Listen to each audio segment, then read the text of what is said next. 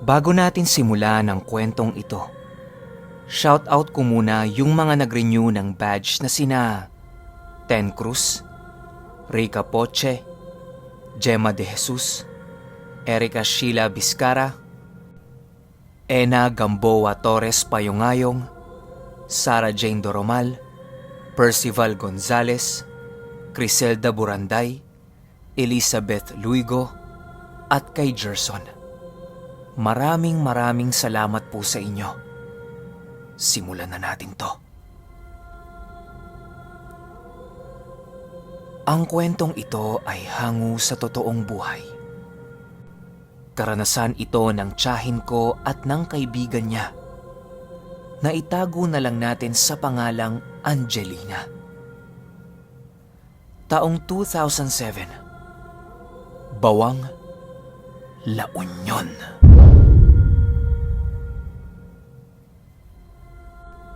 Itong mga panahong ito, kasalukuyang nakatira si Angelina sa bahay ng tiyahin ko. Napakagala ng taong ito. Rich kid kasi. Kung saan-saan sila pumupunta noon sa Bawang. Minsan pa nga, kapag trip nila, dumediretso sila ng Baguio. Tapos may kakainan lang sila noon sa Session Road. Malapit lang naman sa La Union yung Baguio pero kakaibang trip pa rin yun. Dadayo ka pa ng ganun kalayo para kumain? Diba? Nung una, yan ang akala ng tiyahin ko. Kain-kain lang. Pero ang totoo pala niyan, merong pumuporma kay Angelina na isang businessman. May-ari ito ng isang sikat na steakhouse sa Baguio. Hindi ko na lang babanggitin yung pangalan. Mahirap na. Umamin lang itong si Angelina sa tiyahin ko. Nung medyo nahahalata niya na panay ang balik nila sa Baguio. Sa loob ng isang linggo, nakakalima o 6 na balik sila dyan. Tapos yun at yun lang yung ginagawa nila. Kumakain sa steakhouse, may iniikutan silang isa pang resto, tapos may kinikita si Angelina pero hindi siya sinasama. Sandali lang naman siyang iniiwan sa kotse nun. Wala pang 10 minuto. Kaya nung huling punta nila, pinaamin na niya ito. At tama nga ang duda ng tiyahin ko. Merong dumidiskarte sa kanyang businessman at sinagot na niya yun. Ayan na, rat-rat ang tanong ng tiyahin ko sa kanya. Ilang taon na yun, baka may asawa, baka may anak, baka makasira siya ng pamilya. Tahimik lang si Angelina nun. Nang sabihin nito na merong asawa yung businessman. Pero mahal niya eh. Siyempre nag-init yung tiyahin ko ngayon. Ang sabi niya hiwalayan na kaagad yun. Kasi mahirap yung papasukin niya. Baka mamaya makasira siya ng pamilya. Pero hindi nakinig itong si Angelina. At pinagpatuloy niya yung relasyon niya doon sa businessman. Lumipas pa ang ilang buwan. Wala na ring nagawa yung tiyahin ko, kundi tanggapin yung lalaki. Ilang beses na rin niya kasing nakasama sa galaan yun eh. Mabait naman at nakikita niyang mahal yung kaibigan niya. Hanggang sa nahuli itong businessman ng asawa niya. Ayon dito, pinapili siya ng asawa niya kung silang pamilya niya o yung kabit niya. Maniwala kayo o hindi, mas pinili nito si Angelina. Usapan nila ng asawa niya, hindi siya mawawalan ng suporta sa pamilyang iiwan niya. Ang sarap ipa-Raffy Tulfo, no? Kaso wala pang Raffy Tulfo nung panahong to eh. Ang ending, sumama si businessman kay Angelina. Tumira sila noon sa bawang lang din, malapit sa bahay nitong tiyahin ko. Kasi kailangang bisitahin nung lalaki yung negosyo niya sa Baguio eh. At ito namang si Angelina, ayaw malayo sa tiyahin ko. Nakonsinti na kasi siya eh.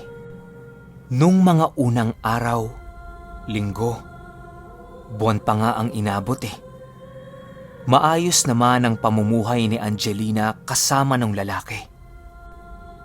Pero, unti-unti na siyang nagkakaroon ng sakit sa balat, balakubak, mga sugat sa likuran niya, mga kalmot na hindi niya alam kung saan nanggagaling.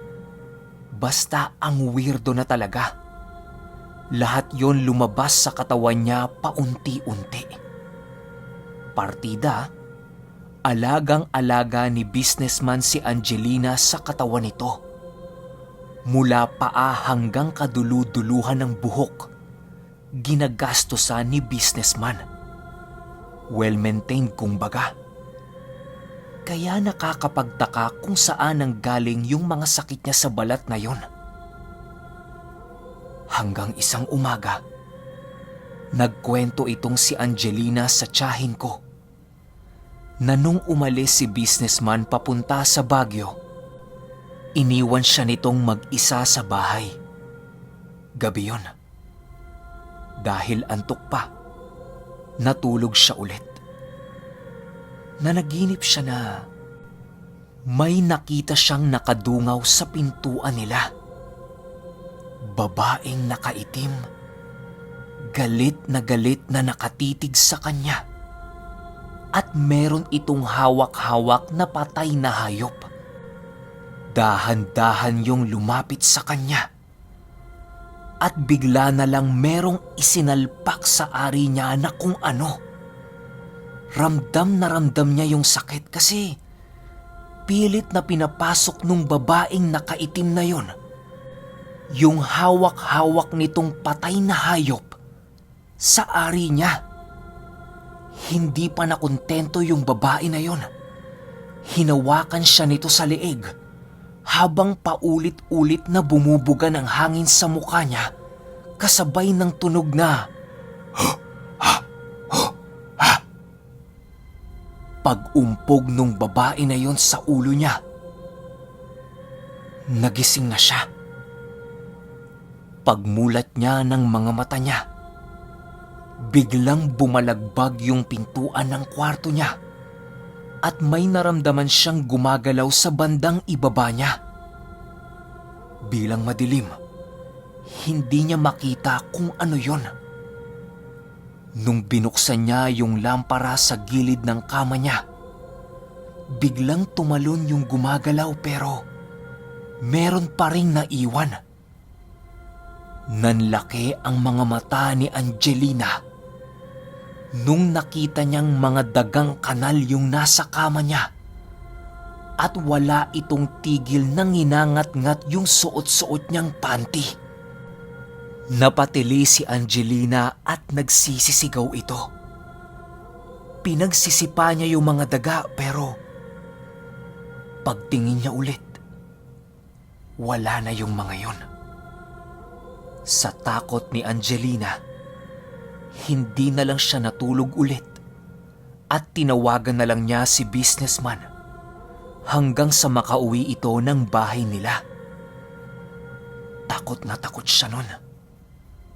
Nung naikwento niya yan sa tiyahin ko, bilang naniniwala kami sa mga paranormal, inalok na siya nito na bakit hindi siya magpatingin sa manggagamot kasi hindi ordinaryo yung sakit-sakit niya sa balat.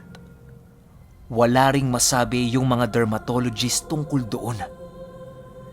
Basta binibigyan lang siya ng mga cream na pwedeng ipahid para kahit papaano maibsan yung pangangati nun at mawala yung mga sugat. Ang kaso lang, walang paniniwala itong si Angelina sa mga ganyan-ganyan eh. Kaya nung unang alok ng tiyahin ko, Umoo lang siya, pero hindi niya tinuloy. Nagbago lang ang desisyon niya nung atakihin na naman siya ng mga nakatira sa bahay nila. Hapon yun, mag-isa ulit siya sa bahay nila. Habang nanonood siya ng TV sa sala nila, narinig niya na bumukas yung gripo ng lababo sa may kusina nila. Ang ingay nun kasi ang lakas ng tubig nila doon eh. Nung una di niya pag-aanong naririnig kasi malakas yung TV niya. Pero nung naglipat siya ng channel, narinig na niya yung gripo. Agad na tumayo si Angelina para patayin yon pero kusang namatay yung gripo. Bumalik na lang siya ulit sa bangko at nanood ng TV. Ayan na naman. Bumukas na naman yung gripo. Sa pagkakataong ito, siniguro na muna niya kung talagang yung gripo yon. Inalis niya yung volume ng TV. Kumpirmado. Bukas nga yung gripo. Nung kumpirmado na niya, binalik niya yung volume ng TV at tumayo na siya para patayin yung gripo. Ang kaso lang, namatay na naman. Nainis na si Angelina, kaya dumiretso na siya sa kusina nila para tingnan yung gripo. Pagdating niya doon, nakita niya na merong pugot na ulo ang nakahawak doon sa gripo habang pinipihit-pihit niya yon at nakaturo siya kay Angelina. Pakiramdam niya nun, binuhusan siya ng isang balding tubig na punong-puno ng yelo. Akala niya yun lang yung makikita niya nang may naramdaman siyang humihila sa suot-suot niyang damit. Pagtingin niya sa ibaba, mga maliliit na nilalang, tapos napakapapangit ng pagmumuka. Parang mga nilukot na dyaryo yung muka. Tapos meron silang malalaking bunganga pero wala namang mga ngipin. Panayang, "Bow, bow, bow, bow, bow." Yan yung tunog na ginagawa nila.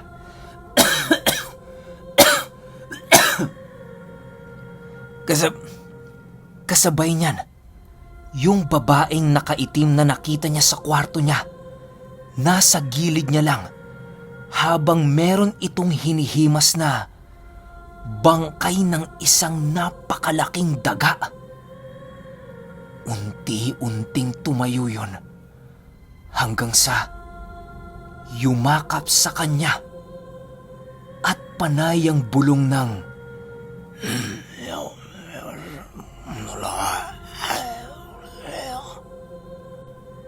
Pumikit na lang si Angelina at nagdasal sa isip niya. Pagmulat niya, lahat ng nakikita niya nawala. Maniwala kayo o hindi, yung eksenang yon tumagal lang ng 20 segundo. Pero pakiramdam ni Angelina, parang buong araw na siyang nakatayo doon. Paano niya nalaman na 20 segundo lang? Dahil sa commercial ng TV. Matapos niyang maranasan yan, tumakbo na siya kaagad sa bahay ng tiyahin ko para magkwento. Yun pa rin yung sinabi ng tiyahin ko sa kanya. Magpatingin na sa manggagamot. Meron siyang kakilala. Yun ding araw na yon, nagpatingin si Angelina. Swerte nila kasi walang ginagamot yung manggagamot. At itong manggagamot na ito ay si Manang Betty. Sikat yan sa La Union. Sana merong nakakakilala na listener natin. Tinanong muna ni Manang Betty si Angelina kung meron na ba siyang karanasan sa mga ganong klase ng gamutan. Ang sabi ni Angelina, wala pa. Ang sabi ni Manang Betty, huwag siyang magugulat sa mga makikita niya o maririnig niya. Baka kasi tawagin na niya yun doon para matapos na kaagad yung gamutan. Paghawak pa lang ni Manang Betty sa kamay ni Angelina, nagsabi ito ng, "Haro! Mabigat ang kasalanan mo." Alam ba niya? Partida, wala pa silang sinasabing kahit na ano dito sa matanda. Tanong ni Angelina, "Alam ho ang ano?" Sagot nung matanda, "Ayan, yang kaibigan mo. Alam na ba niya? Yung tungkol sa kinakasama mo." Nagulat silang dalawa sa narinig nila dahil alam ni Manang Betty na si Angelina ay isang kabit. Pero di pa naman kumpirmado kaya nagtanong ulit si Angelina ng, "Kinakasama ko po?" "Opo, alam niya po." Sagot nung matanda. "Alam ng kaibigan mo kung ano ka sa kinakasama mo. Na isa kang kabit." "Opo, alam niya po na kabit ako." Salong sagot ni Angelina. Huminga ng malalim si Aling Betty. Pumikit at bumulong-bulong ito. Habang nakapikit at bumubulong-bulong, nakikita nila na tumatawa-tawa yun, nagagalit, basta ang weirdo talaga, para siyang sinasaniban na hindi. Matapos gawin ni Aling Betty yan, ang sabi nito, "Ganito ang gawin mo. Umalis ka na sa bahay na yon. Ayaw ng mga nakatira doon sa mga kabit. Tinawag ko sila isa-isa. Mga espiritu at mga engkanto. Mababait ang mga nakatira doon pero sa mga matitinulang, yan ang pinakaayaw nila. Kabit. Dahil yung unang nakatirang pamilya sa bahay na yon, nasira dahil sa kabit. Binalot ng dilim ang buong bahay at ayaw na nilang maulit pa yon. Magpasalamat ka at ikaw lang ang kanilang ginugulo. Baka bukas makalawa, madamay na yung pamilya mo." Huling sinabi ni Manang Betty, "Nasa sayo yan kung maniniwala ka sa akin. Hindi kita kailangang gamutin. Kusang gagaling ang lahat ng sakit mo kung aalis ka doon at hihiwalayan mo yung lalaki." Matapos yan, sinabi na ni Manang Betty na tapos na ang gamutan nila. Walang bayad yon. Kahit donasyon, wag silang magbibigay dahil wala naman siyang ginamit na kahit ano. At tinawag niya lang yung nanggugulo sa katawan ni Angelina. Nung narinig nila ang lahat ng sinabi ng matanda, kahit wala namang paniniwala si Angelina, nakinig na lang siya rito. Ilang araw lang, umalis na siya sa bahay na yon at lumipat na ng Maynila. Pero hindi niya hiniwalayan si businessman at nagsama pa rin sila nito. Ilang taon lang ang lumipas. Nabalitaan na lang ng tiyahin ko. Napatay na si Angelina at si businessman. Ayon sa pamilya ni Angelina, nalason sila pareho. Alam ng tiyahin ko na hindi yun ang dahilan. Alam niya na pinatay ng businessman si Angelina kasi nahuli siya nito na merong bagong kabit na binatilyo. Hindi matanggap ni businessman, kaya pinatay niya si Angelina. Tapos binaril nito ang sarili niya. Kaya alam yan ng tiyahin ko. Kahit kasi noon pa, nung nakatira pa siya sa bawang, nababanggit na ni Angelina yung lalaki na yon. Ilang beses na ring nakwento ni Angelina sa tiyahin ko na pinagbabantaan siya ni businessman na papatayin.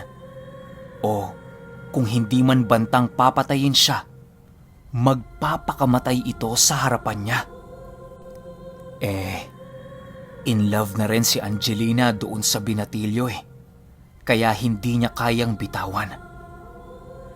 Kaya naman hindi na nagtaka yung tiyahin ko sa nangyari kay Angelina. Hindi siya nagkulang ng paalala dito at pangaral. Palagi niyang sinasabi na mag-ingat na lang at huwag magpapahuli. Ang kaso lang, mukhang nahuli itong si Angelina, kaya nagkaganon. Mula nang mangyari yon, hindi na nagkonsinti pa itong tiyahin ko sa mga kaibigan niya na maging isang kabit.